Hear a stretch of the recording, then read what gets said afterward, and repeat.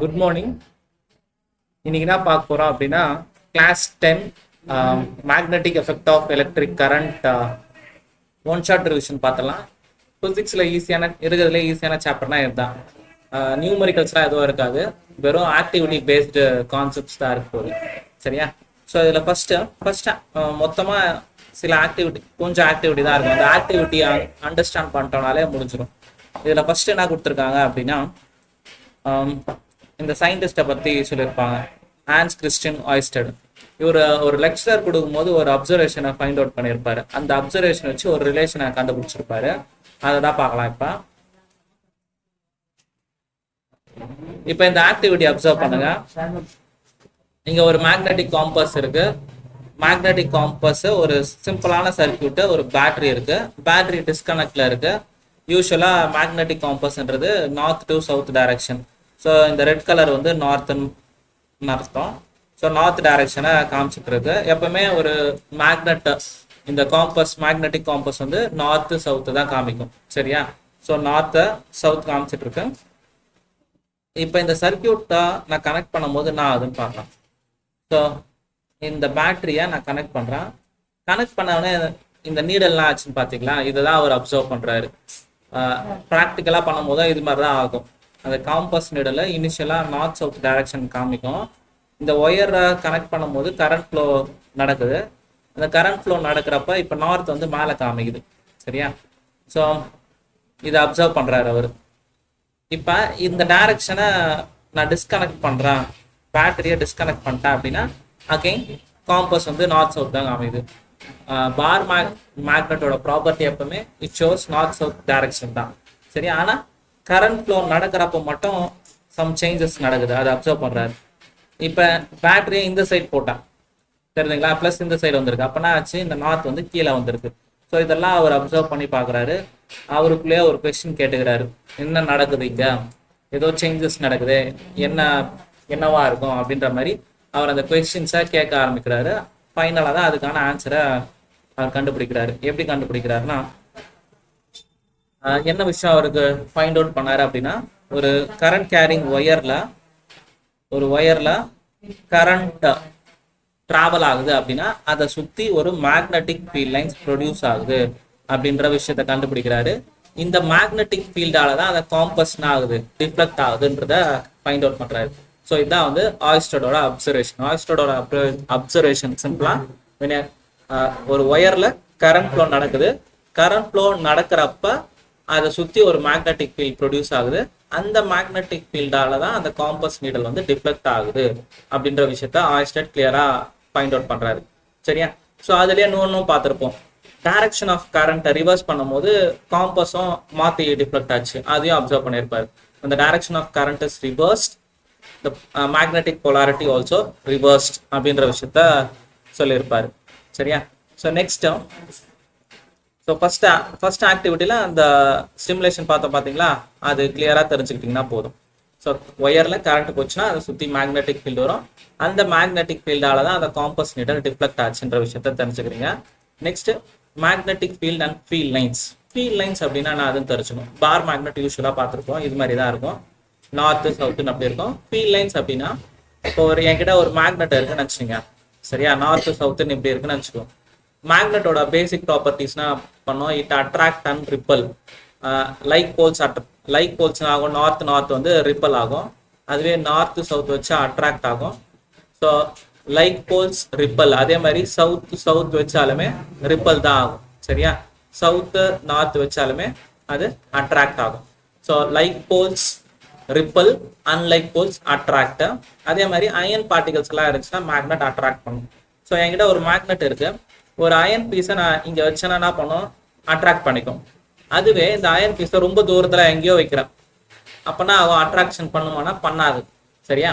So ஏன் பண்ணாது அப்படின்னா, ஒரு மேக்னெட்டை சுற்றி இருக்கிற ஃபீல்ட் லைன்ஸால அந்த ரீஜனில் மட்டும்தான் அதுக்கான அட்ராக்ஷன் ரிப்பல்ஷன் இருக்க போகுது அப்படின்ற விஷயத்த தெரியும். The region around the magnet in which it influences the force of attraction or repulsion.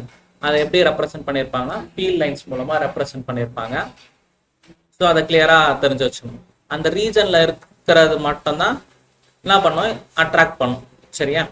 So next, அதோட ஃபீல்ட் லைன்ஸ் டைரக்ஷன் ரொம்ப ரொம்ப இம்பார்ட்டண்டா தெரிஞ்சு வச்சுக்கணும். எப்படின்னா மேக்னெட்டிக் ஃபீல்ட் லைன்ஸ் ஃபார்ம் ஏ க்ளோஸ்டு லூப் அப்படின்னும் போது ஃபீல்ட் லைன்ஸ் எங்க இருந்து எங்க போகும்னா நார்த் டு சவுத் அவுட் சைட்ல, அதே மாதிரி இந்த சைடும் வரப்போகுது நார்த் டு சவுத். இன்சைட்ல என்ன ஆகும்னா south to north outside அப்படின்னு போட்டு அவுட் சைட்ல நார்த் டு சவுத், இன்சைட்ல சவுத் டு நார்த். இந்த ரெண்டு லைனை கிளியரா தெரிஞ்சுக்கணும். Magnetic field lines outside north to south, inside south to north. அதே மாதிரி இதோட ஃபீல்ட் ஸ்ட்ரென்த் எங்க மேக்ஸிமம் எங்க மினிமம் அப்படின்னா ஃபீல்ட் ஸ்ட்ரென்த் நியர் த போல்ஸ்ல மேக்ஸிமமா இருக்கும். எங்க மினிமமா இருக்கும்னா சென்டர்ல எல்லாம் மினிமமா இருக்கும். சரியா? ஸோ இந்த ஃபீல்ட் லைன்ஸை எப்படி கண்டுபிடிக்கலாம்னா ரெண்டு ஆக்டிவிட்டி இருக்கு. ஸோ இந்த 12.2ன்ற ஆக்டிவிட்டியில என்ன பண்ணுவாங்க அப்படின்னா ஒரு ஒயிட் ஷீட் பேப்பர் எடுத்துக்கலாம். இந்த பேப்பர் மேல இந்த காம்பஸ் இந்த பார் மேக்னெட் வச்சிடறேன். நார்த் போல் சவுத் போல் இருக்குமா, இதை சுத்தி அயன் ஃபில்லிங்ஸ்னா மண் மாதிரி இருக்கும், இரும்பு தூள்.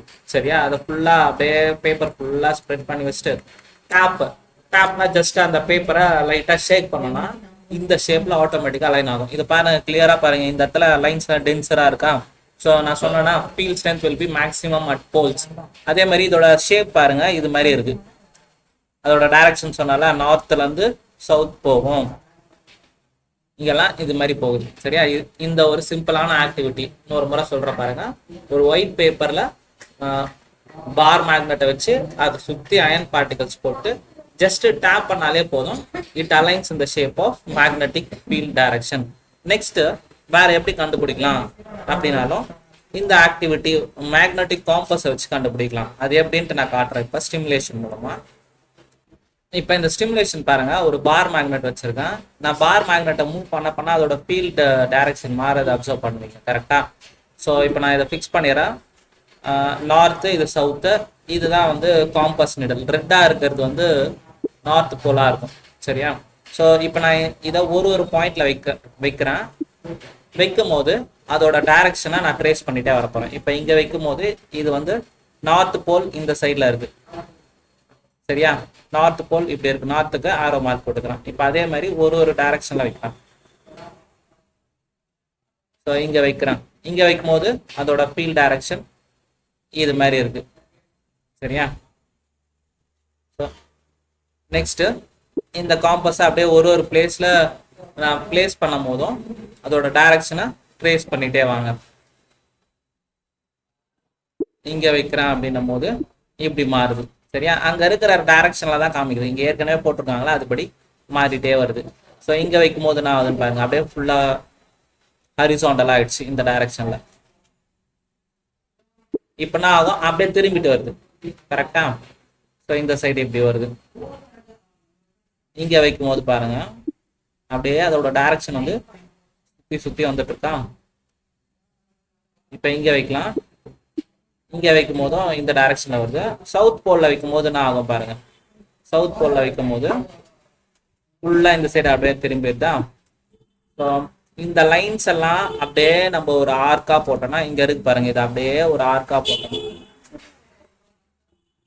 இந்த ஷேப்ல வருதா. இதுதான் வந்து shape of the magnetic field lines produce by the bar magnet. நம்ம என்ன பண்ணோம், அந்த காம்பஸ் நீடல அப்படியே ஒரு பாயிண்ட்ல வச்சுட்டே வரும். வச்சுட்டே வந்து அதோட நீடலோட டைரக்ஷனை ட்ரேஸ் பண்ணிட்டே வரும். கீழே வச்சாலும் இந்த ஷேப்ஸ்ல அழகா இப்படி வரும். இந்த ஷேப்பை நெக்ஸ்ட் லைன் இதுல அழகா கொடுத்துருக்காங்க பாருங்க, இது மாதிரி. சரியா? நெக்ஸ்ட் லைன் இது மாதிரி ஆரோ மார்க்கும் நம்ம போடணும். இங்க டென்சரா இருக்கும். சரியா? இதுதான் வந்து shape of the magnetic field lines. எங்க இருந்து எங்க போகும், நார்த்ல இருந்து சவுத் போகும். அதோட ஆரோ மார்க் இப்படி தானே வந்துச்சு. So north to south. So ரெண்டு ஆக்டிவிட்டி வச்சு நம்ம கண்டுபிடிச்சிட்டோம். சரியா? இதை கிளியரா பாருங்க ஒரு முறை. இந்த ஆக்டிவிட்டில அழகா ஒரு பார் மேக்னெட் எடுத்துட்டு இருக்கோம். அந்த பார் மேக்னெட்டை சுத்தி இந்த காம்பஸ் நீடலை வைக்கும் போது அது அழகான ஆகுது. அந்த நீடல் வந்து அப்படியே ஷேப் மாறிட்டே வருது. சரியா? ஸோ நீடல் வந்து ஷேப் மாறிட்டே வருது. அந்த பாயிண்ட்ஸை நம்ம ஒரு பாயிண்ட்ஸும் ட்ரேஸ் பண்ணி அதை ஜாயின் பண்ணோம்னா அதை வச்சு நம்மளுக்கு direction of magnetic field lines கண்டுபிடிச்சிடலாம். இப்போ நெக்ஸ்ட் ஆக்டிவிட்டி என்ன பார்க்க போறோம் அப்படின்னா ஏற்கனவே ஒரு 3 ஆக்டிவிட்டி பார்த்துருக்கோம். இப்போ இது ஆக்டிவிட்டி 4. இந்த ஆக்டிவிட்டி 4ல அதே சிம்பிளான சர்க்கியூட் தான் யூஸ் பண்ணியிருப்பேன். நான் ஃபர்ஸ்ட் அந்த அனிமேஷன் காமிச்சேன் பார்த்தீங்களா, அதுதான். இந்த 2 டயக்ராமுக்கும் டிஃபரன்ஸ் கண்டுபிடிங்க பார்க்கலாம். என்னென்ன டிஃபரன்ஸ் இருக்கு அப்படின்னு பார்த்தோன்னா, பேட்டரியோட டைரக்ஷன் இங்க வந்து பாசிட்டிவ், இங்க நெகட்டிவ் இங்க. சரியா? அப்ப கரண்ட் பாசிட்டிவ்ல இருந்து தான் நெகட்டிவ் போகும். ஸோ கரண்ட்டை இப்படி இருக்கு. சரியா? ஸோ இதுல பார்க்கும்போது இந்த சைடு பாசிட்டிவ் இருக்கு. அதே சர்க்கியூட் பேட்டரியை மட்டும் திருப்பி வச்சிருக்காங்க. அப்ப கரண்ட் இந்த சைடு போதா. ஸோ கரண்டோட டைரக்ஷன் மாறி இருக்கா. கரண்டோட டைரக்ஷன் மாறினதால இங்கேயே காம்பஸ் விட்டுருக்காங்க. இது டைரக்ஷன் நார்த் சவுத் விட்டுருக்காங்களா. காம்பஸ் எப்பவுமே எப்படி இருக்குமா. இதை நம்ம சுவிட்ச் ஆன் பண்ண உடனே என்ன ஆச்சு, இந்த நீடல்ல ஸ்ட்ரெயிட்டா இருந்தது இப்படி டிஃப்ளெக்ட் ஆயிருக்கு. சரியா? நார்த் சவுத் இப்படி காமிச்சிருக்கு. இப்ப இந்த இடத்துல பாருங்க, டைரக்ஷன் ஆஃப் கரண்ட் மாறினதால டைரக்ஷன் ஆச்சு, இந்த சைடு இப்படி வந்து டிஃப்ளெக்ட் ஆயிருக்கு.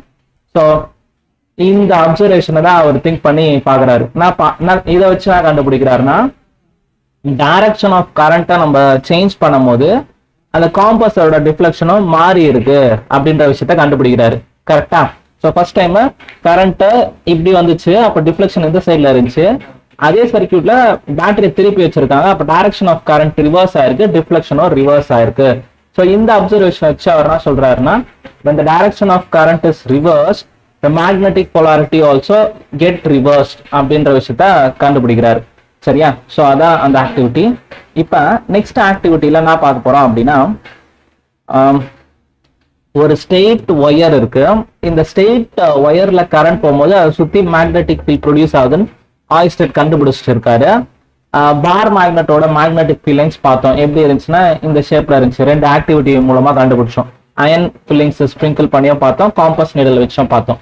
இப்போ அதே மாதிரி இந்த ஒரு ஒயரை சுத்தி மேக்னெட்டிக் ஃபீல்ட் ப்ரொடியூஸ் ஆகுதுல, அந்த ஃபீல்டு எப்படி இருக்கு அப்படின்றத கண்டுபிடிக்கலாம். ஸோ ஒரு ஸ்ட்ரெயிட் ஒயர் எடுத்துக்காங்க, அது மேல ஒரு கார்ட்போர்டு இப்படி இருக்கு. சரியா? அந்த கார்ட்போர்டுக்குள்ள ஒயர் இன்சர்ட் ஆகிருக்கு. இந்த ஒயருக்கு கரண்ட் ரியோஸ்டாட் ரெசிஸ்டன்ஸ் மாத்துறாங்க, அம்மீட்டர்லாம் கொடுத்துருக்காங்க. பேட்டரி கனெக்ட் பண்ணி வச்சிருக்காங்க. கனெக்ட் பண்ணிட்டு கீ கனெக்ட் பண்ணி வச்சிருக்காங்க. இப்போ சுவிட்ச் ஆன் பண்ண உடனே என்ன நடக்கும், கரண்ட் ஃப்ளோ நடக்கும். கரண்ட் ஃப்ளோ நடந்த உடனே இதை சுத்தி மேக்னெட்டிக் ஃபீல்ட் லைன்ஸ் ப்ரொடியூஸ் ஆகுமா. இந்த மேக்னெட்டிக் ஃபீல்ட் லைன்ஸோட டைரக்ஷன் எப்படி கண்டுபிடிக்கிறாங்கன்னா, அதே எக்ஸ்பெரிமெண்ட் தான். லைக் அயன் ஃபில்லிங்ஸை ஸ்ப்ரிங்கிள் பண்றாங்க. அயன் ஃபில்லிங்ஸை ஸ்ப்ரிங்கிள் பண்ணிட்டு என்ன பண்றாங்க அப்படின்னும் போது ஜஸ்ட் ஒரு டேப் பண்றாங்க. டேப் பண்ணும் போது என்ன ஆகுதுன்னா இந்த ஷேப் கிடைக்குது.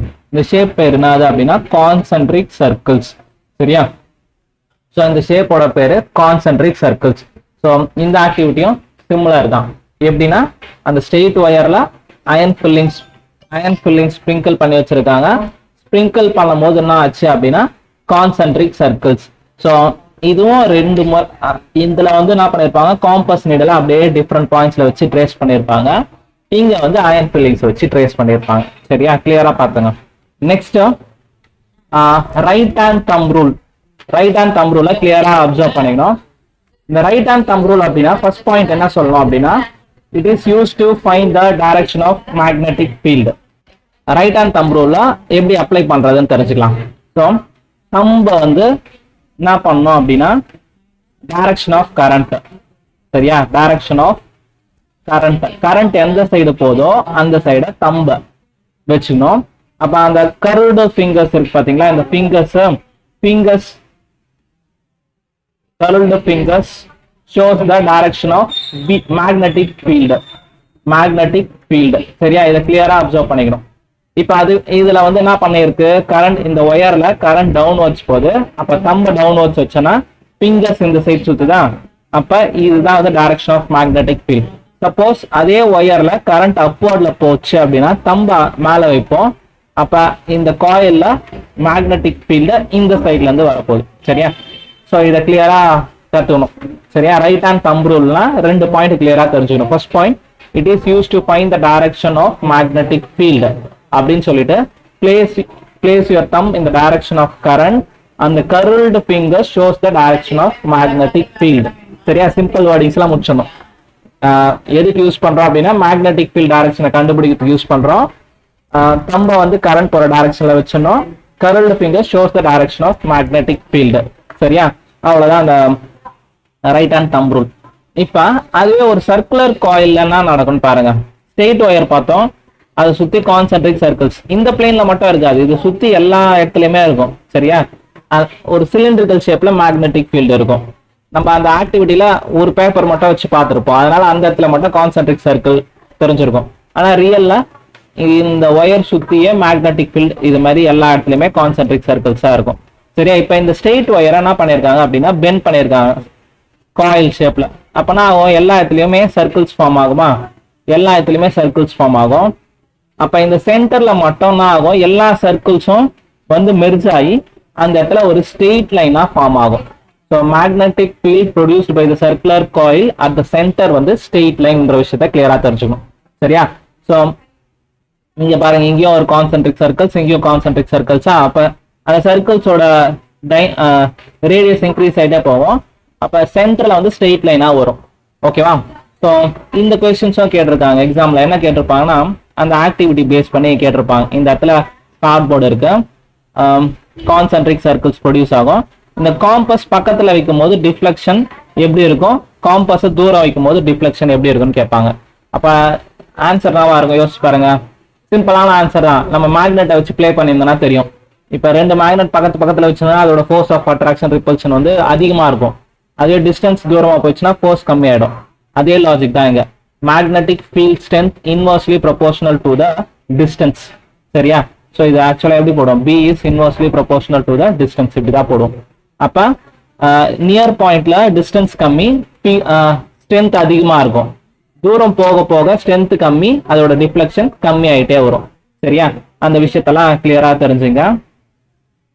ஸோ இங்க கூட பார்க்கலாம் பாருங்க, டிஃப்ளெக்ஷன் தூரம் போக போக கம்மி ஆயிட்டு, இதுல டிஃப்ளெக்ஷன் தூரம் போக போக கம்மி ஆயிடும்ன்ற விஷயத்த கிளியரா தெரிஞ்சு வச்சுங்க. எப்படின்னா ஒரு ஸ்ட்ரெயிட் ஒயர் எடுத்துங்க, இந்த ஒயரை சுத்தி மேக்னெட்டிக் ஃபீல்ட் கான்சென்ட்ரிக் சர்க்கிள்ஸ்ல ஃபார்ம் ஆகும். இந்த இடத்துல வைக்கும் போது அதோட ஃபீல்ட் ஸ்ட்ரென்த் அதிகமா இருக்கும். நியர் டிஸ்டன்ஸ் கம்மி இல்ல, இந்த டிஸ்டன்ஸ் கம்மி, அப்ப ஃபீல்ட் ஸ்ட்ரென்த் அதிகமா இருக்கும். அதுவே நான் தூரமா போக போக அப்ப வந்து டிஸ்டன்ஸ் அதிகம், ஃபீல்ட் ஸ்ட்ரென்த் கம்மி ஆயிடும். இந்த விஷயத்த தெரிஞ்சு வச்சுங்க. நெக்ஸ்ட்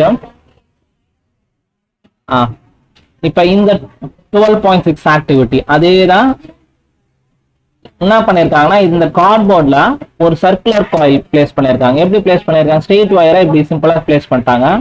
இப்ப இந்த கார்ட்போர்ட்ல சர்க்குலர் காயில் இப்படி வந்து இப்படி வருதா?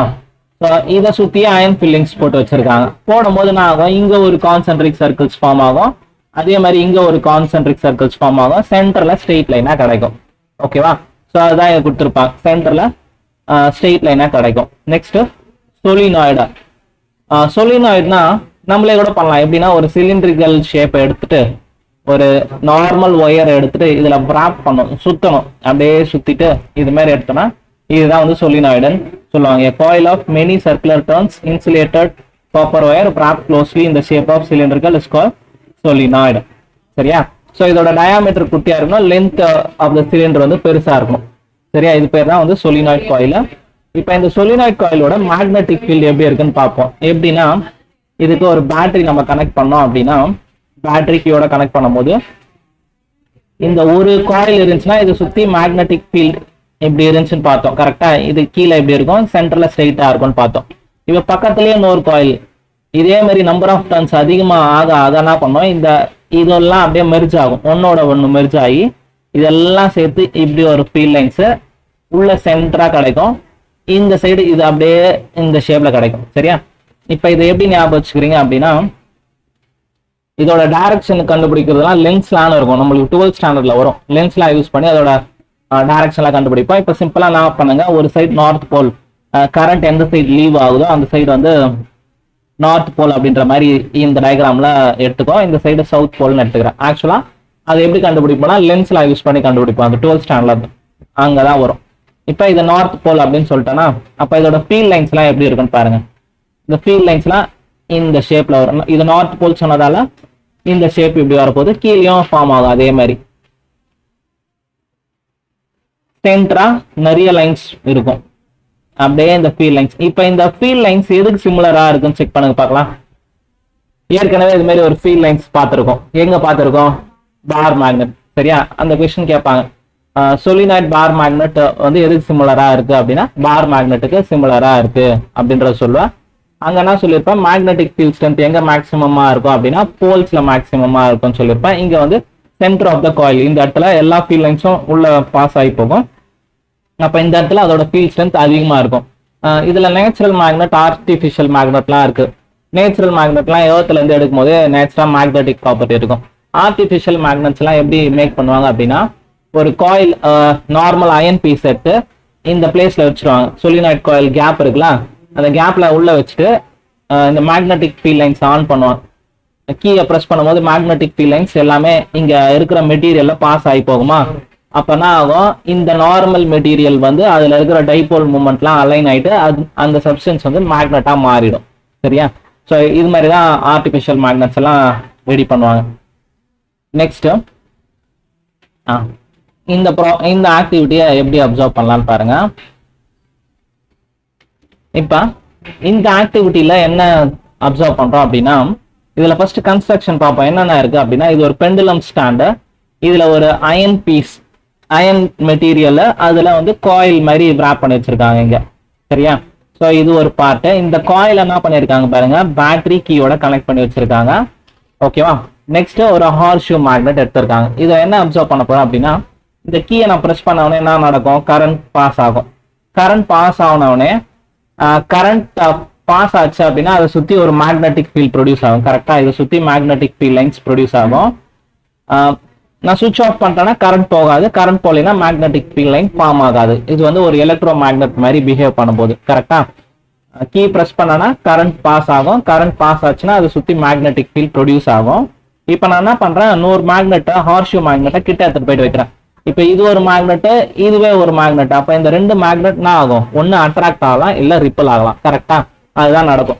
இப்போ ஃபர்ஸ்ட் டைம் சப்போஸ் இது ரிப்பல் ஆகி இந்த சைட் போகுது அப்படின்னா, நெக்ஸ்ட் டைம் நான் என்ன பண்றேன், இந்த பேட்டரியை ரிவர்ஸ் பண்றேன்.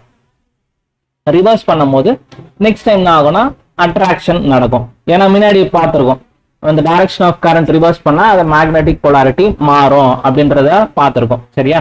ஸோ இந்த ஆக்டிவிட்டியா எப்படி சொல்லுவாங்க அப்படின்னா, when a current carrying conductor placed in a magnetic field it experiences a force. இந்த லாஜிக்கை யூஸ் பண்ணி தான் எல்லா மோட்டருமே ரன் ஆகும். சரியா? ஸோ ப்ரீவியஸா மோட்டரோட ஒர்க்கிங்லாம் பார்த்தோம், உங்களுக்கு அதெல்லாம் டெலீட் பண்ணிட்டாங்க. சரியா? இந்த ஆக்டிவிட்டி மட்டும் கிளியரா அப்சர்வ் பண்ணிக்கணும். எப்படின்னா, இந்த கரண்ட் கேரிங் கண்டக்டரா ஒரு மேக்னெட்டிக் ஃபீல்ட்ல வைக்கும் போது இந்த கண்டக்டர் எக்ஸ்பீரியன்சஸ் ஃபோர்ஸ். அதான் இந்த ஆக்டிவிட்டி. ஓகே, அது எப்படின்னா, கரண்ட் கொடுக்கும் போது அதை சுத்தி ஒரு மேக்னெட்டிக் ஃபீல்டு இருக்கும். நம்ம எக்ஸ்டர்னலா ஒரு மேக்னெட்டிக் ஃபீல்ட் தரோம். ரெண்டு மேக்னெட்டிக் ஃபீல்டு இருக்கும் போது அந்த ஃபோர்ஸ் வந்து அட்ராக்ஷன் ஆர் ரிப்பல்ஷன் கிடைக்கும். சரியா? ஸோ இந்த ஆக்டிவிட்டியை கிளியரா அப்சர்வ் பண்ணீங்க. அந்த வேர்டிங்ஸ் இம்பார்ட்டன்ட். என்ன வேர்டிங்ஸ்னா, அந்த current carrying conductor placed in a magnetic field it experiences a force. சரியா? ஸோ நெக்ஸ்ட் அந்த ஃபோர்ஸ் வந்துச்சு பாத்தீங்களா, அது எந்த டைரக்ஷன்ல இருக்கு அப்படின்ற விஷயத்த நம்ம கண்டுபிடிக்கணும். அதுக்காக யூஸ் பண்றதா Fleming left hand rule. Fleming left hand rule. Left hand rule இது எதுக்கு யூஸ் பண்ணோம் அப்படின்னா, it is use to find the direction of force.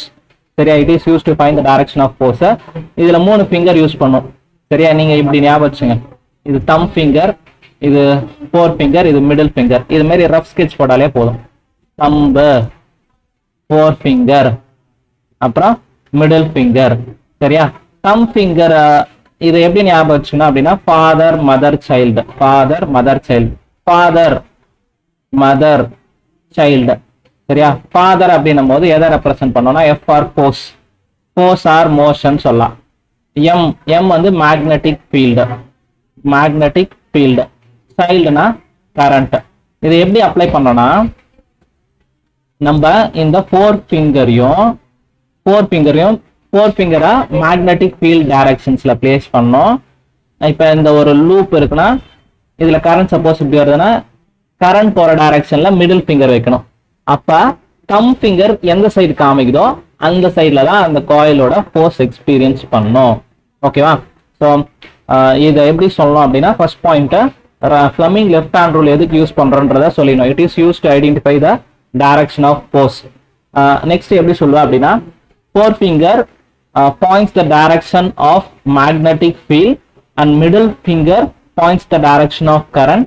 Then இது ரெண்டுத்தையும் நம்ம இப்படி வச்சோம்னா, then thumb point out the direction of force. சரியா? இதோட லாஜிக்கம் எங்க யூஸ் பண்ணுவோம்னா மோட்டரோட கன்ஸ்ட்ரக்ஷன்